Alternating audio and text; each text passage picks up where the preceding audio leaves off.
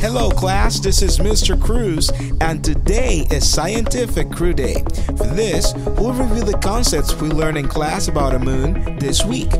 As you know, the sun is the center of our solar system. The earth orbits the sun and the moon orbits the earth. Because the moon takes 28 days to go around the earth, we see different phases of the moon during the entire month. When the moon is on the same side as the sun, we cannot see the sunlight reflected by the moon's surface. Therefore, we call this a new moon. When the moon is on the opposite side of the sun, we can see all the sunlight reflected by the moon's surface, and we call this a full moon. Following second Kepler's law of motion, the moon will always take 28 days to go around the earth if it remains at the same orbit it has today. Now, the question is, what keeps the moon at the same orbit every month? Well, thanks to Newton, today we know that gravity is what keeps the moon orbiting Earth. The force of gravity plays a huge role on Earth, and one of the major effects on Earth due to gravity are tides. Notice that there are always two high tides on Earth at any given time, one pointing towards the moon and the other pointing on the opposite direction.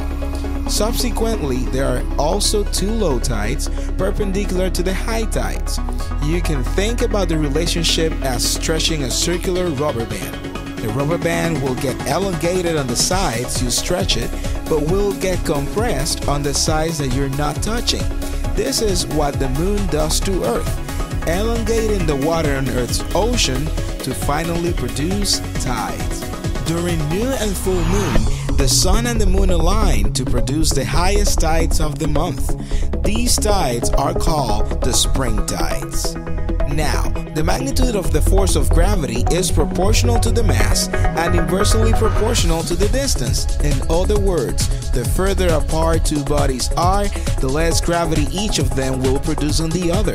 If the moon was further away, our tides would not be strong enough. On the other hand, if the moon is too close, we will have tsunamis all the time because tides will be too high. Both of the extremes can impact our daily life in different ways. Ancient people looked at the moon to decide when to plant or harvest.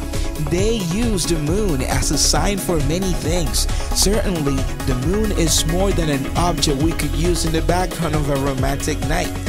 But is the moon today affecting us more than what we think? Now that you know how the moon affects Earth, what if there was no moon?